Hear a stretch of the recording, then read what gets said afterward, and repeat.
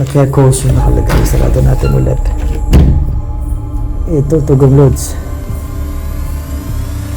Creepy nito. Ano to?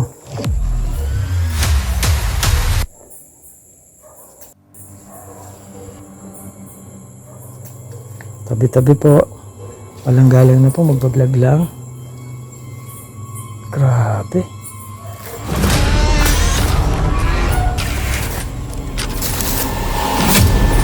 Mabilis na talaga siya.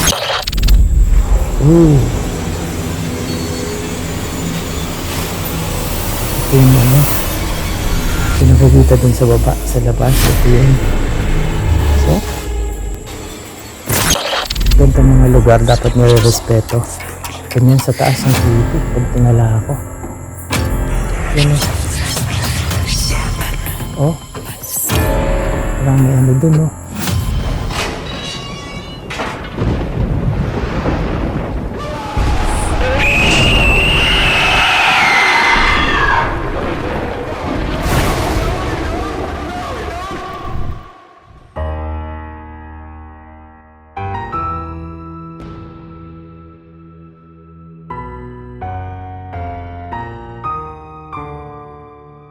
Mahigit isang dekadang abandonadong hotel and resort sa Bicol ang sinasabing marami ang nagpaparamdam ng mga hindi matahimik na kaluluwa. Isa din sa dahilan kung bakit ito nagsara ayon sa mga kwento ay dahil namatay ang anak ng may-ari nito sa mismong swimming pool ng hotel and resort. At simula noon ay nagsara na ito. Sinasabi na meron ding nakikitang babaeng nakaputi sa third floor at kahit hapon ay nagpapakita ito. In-explore ko para maramdaman at maranasan ang kilabot sa abandonadong lugar.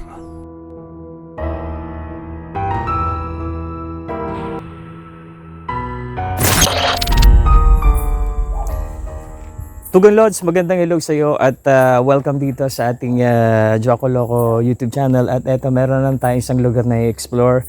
Nandito pa rin ako sa Bicol at nag-i-explore. At this time, nandito ako sa isang hotel, abandoned hotel and resort na halos mahigit isang dekada ng abandonado. At ang creepy ng kwento, sobrang creepy ng kwento. Kaya ito, papasukin na natin Tugong Lodge. Tara, samahan niyo ako. Sukin natin. Ito yung daan. Papasok pa lang ay kita na ang kasukalan ng lugar dahil sa tagal na nitong abandonado at napapalibutan ito ng iba't ibang klase ng puno. Dinadadahan-dahan natin. Ito yung gate. Tingnan na naman yung gate, oh. Ito na, ito na Tugong Lodge. Pagpasok Yan. ay kita agad ang kabuuan ng abandonadong hotel and resort. Explore natin yan kasi itong lugar na to mahigit isang dekada ng abandonado, sabi ng caretaker.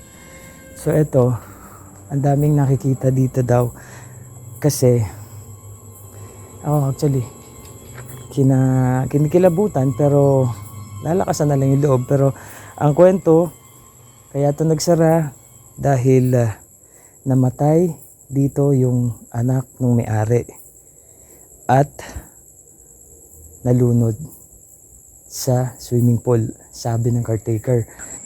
Yung unang may-ari kasi rito, kaya iniwan to kasi namatay yung anak niya rito, nalunod sa swimming pool.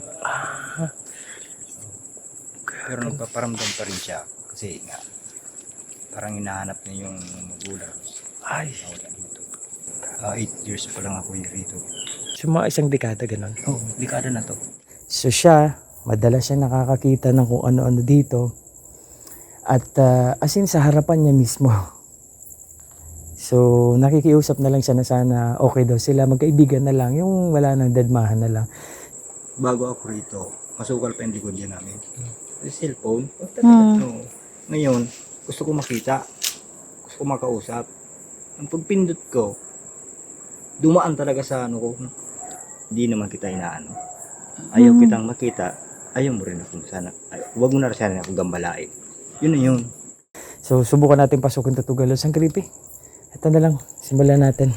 Papasok pa lamang ay kakaibang kilabot agad ang aking naramdaman dahil ako pa lamang daw ang unang nag-explore sa lugar. CR. Okay. So, itong kwarto na to, ay tagusan papunta doon. Ayan. Ayan, Tugang Lods. Nandun yung swimming pool, oh. Isang kwartong bukas ang pintuan ng aking unang pinasok. Ito, nakabukas na. Nakabukas na kwarto. Ayan. Pasukin natin. Ayan. Ano meron dito? Ito. Wala namang sa loob. Ito ay Paglabas ko ay kabilang kwartong sarado naman ang aking pinasok. pintuan.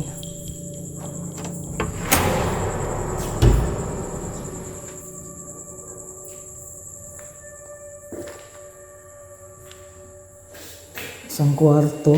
Akala ko TV. Ayan. May pintuan din. CR. At pinto. Likod. So ayan, Tugang Lods. Sarado natin ulit. Ito yung pintuan. At Tugang Lods, ang sabi ng caretaker, kami pala yung magbablog dito. So ito. Isa-isay na lang natin Tugang Lods. Buksan natin yung pintuan.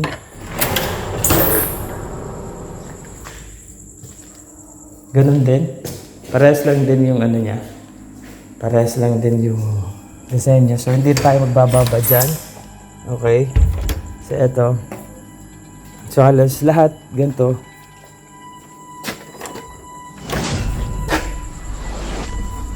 Ganun din. Ibang sira-sira na nga talaga. Oh. Kita niyo Tugang Lods yung CR. Ano ba to? Sira-sira na yung mga gamit. Okay. Sira yung mga gamit Tugang Lods. Sarado natin. Yan. At pagbukas ko sa pinakahuling pintuan ay ito ang tumambad sa akin. Nagkalat ng mga gamit sa loob ng kwarto. Mga gamit sa loob. Laking hose. Wala nang kuryente Tugang Lods. Ano to?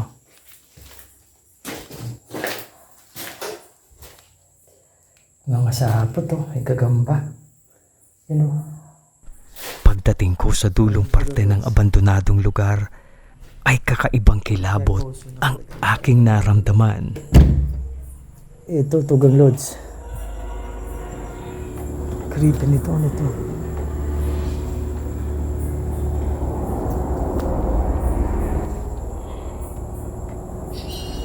Tabi-tabi po. Walang galang na po. Magbablog lang. Sa loob ay hindi mo maipaliwanag na bigat ang mararamdaman mo na tila ba may mga matang nakamasid sa bawat Grabe, galaw mo. luma na talaga siya. Tugang Lods, oh.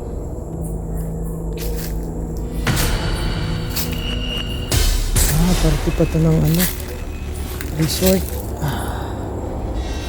Tabi-tabi po. Party pa ng resort. Ang bigat.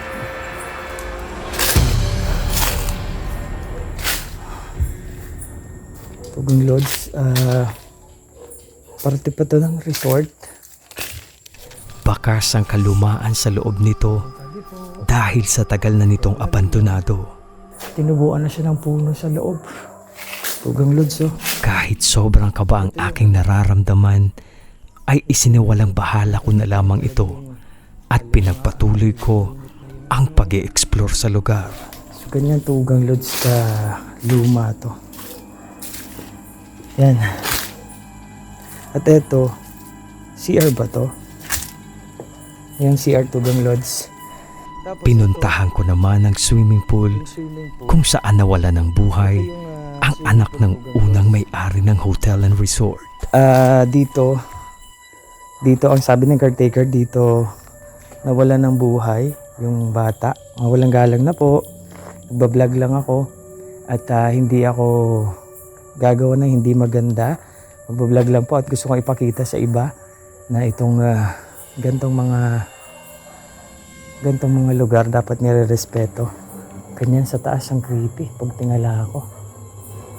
Yan o. Oh. Parang may ano dun, oh.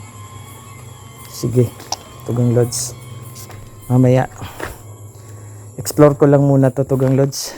Pagtapos ay agad kong pinuntahan ang loob ng second floor Aakitin ko lang. para makita kung ano ang nasa loob nito. So, akitin natin, Tugang Lodge. Ano to? Sa gilid. Parte pa. Ito. Meron dito. Uy! Grabe. Ano to? Kwarto. Kusina. Kusina, Tugang Lodge. Ayan, Tugang Lodge. Nakakita nyo, ano siya eh. Ito parang event area to ng hotel.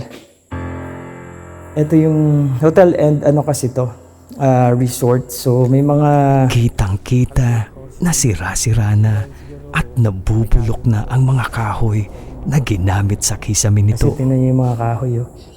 Oh. Bagsak na ano na siya. Luma na siya oh.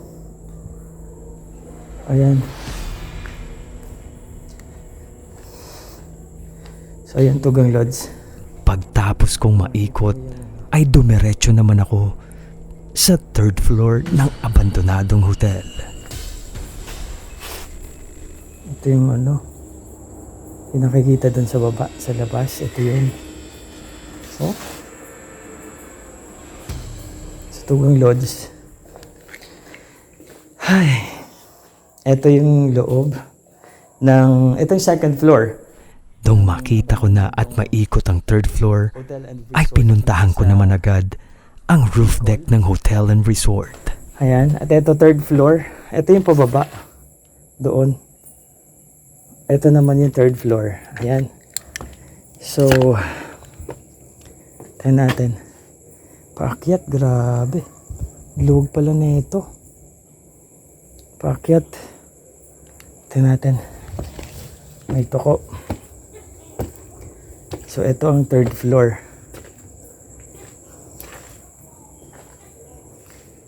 Ito yung kwarto dito sa third floor. Grabe. Tugang Lodge. Hawak ko yung REM pad. Parang hindi ko kayang ibaba eh. At magtanong. Anyway, ito Tugang Lodge. Ay, may natutulog dito. Oh, dyan yung pintuan, kinuwang higaan. So, malamang may nagtutulog dyan. Ito.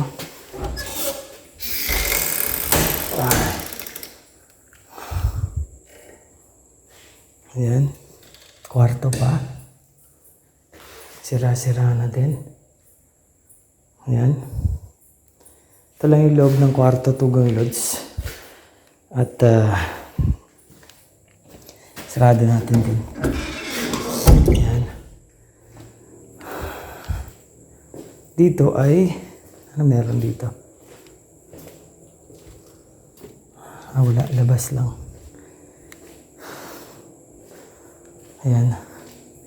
So, ito yung ano, meron pang taas. Roof deck. Tugang Lodge. May roof deck. So, ito yung taas niya. Magandang klase talaga yung ano, yung bubong. Ito, roof deck na to. O, tama ba? Tama, roof deck. So, dito sa roof deck, ganito lang yung itsura niya, Tugang Lodge. Roof deck. Tapos ito, hindi ko alam kung ano to eh. Ano ba to? Parang ano ng tubig. Ayan. Dahil wala namang ibang makikita, ay bumaba naman agad ako. Ganito lang yung roof deck. Ay, ganito lang yung itsura ng roof deck na Tugang Lods. Wala masyadong laman. Wala masyadong makikita. So ngayon, At kahit matagal nang abandonado ang lugar, ay kita pa rin ang ganda ng kabuuan nito. Lalong-lalo na itong ang mga bubong nito. napapalibutan ng mga puno. Siguro dahil sa ilang dekada na abandon na, kaya ganun. Kaya sobrang, ito yung pinasok ko na kanina. Sa parting ito, ay minabuti ko na lamang na bumaba na at pinuntahan ko muli ang swimming pool ng lugar. Ito na yung pababa, Tugang Lods. So, yan, pinasok ko na din yan kanina. So this time, pababa na tayo. Yan. So ngayon, yan, napasok ko na din kanina. At papasadahan ko lang tong swimming pool, tas exit na ako. Ito yung swimming pool. Ayan. Sabi nung caretaker, malalim daw masyado to. So nasa 8 feet daw to. Tabi-tabi po, mawalang galang na po. So 8 feet. Ayan. So ito siya. Uy, nag-dive yung palaka. Okay. At dahil iba na ang nararamdaman ko, ay nagdesisyon na ako na lumabas na at tapusin na Solid na. ang aking vlog. Paranormal investigation. Pwedeng gawin yon. Okay. So, Tugang Lods. Ito yung makikita lang naman dito sa sa resort. In fairness, sobrang nangalay yung balikat ko. Iba kasi yung mararamdaman mo yung tinatawag na bigat ng isang lugar. Wala man akong third eye o kung ano man na kakayahan, pero malakas yung pakiramdam ko eh. So, yun yung inaanoan ko na lang. Ito yung labas. So, ayan. Ito. Tapos galing ako doon sa taas. Ayan. Yan yung inakyat ko kanina. Ano man o sino man ang mga nakikita ng mga lokal na nananahan sa abandonadong lugar, nababalot man ito ng misteryo at hiwaga, iba't ibang kababalaghan man ang nangyayari sa lugar, ay mananatili pa rin itong nakakubli rito. Ayan. So, Tugang Lods, simpleng exploration lang ginawa natin. At abangan nyo yung gagawin naming paranormal investigation dito. So, tingnan natin yung So, maraming salamat, Tugang Lods. Ayan yung paligid ko. Ayan. So, ako nagpapasalamat kasi tinapos mo yung part na to, yung dulo ng video na to. At oras na para lumabas. At dadan ulit tayo sa daang ito, Tugang Lods. Masukal pero may daan na naman. So makikita naman yung sa paligid. So yan, explore ko na. So ako yung nagpapasalamat kasi tinapos mo yung video ko, Tugang Lods. Hanggang sa susunod na video natin. Subscribe and of course click the notification bell para updated ka sa mga ilalagay kong bagong video. Maraming salamat, Tugang Lods. Abangan niyo sa sunod na video natin dito sa Bicol. Appear.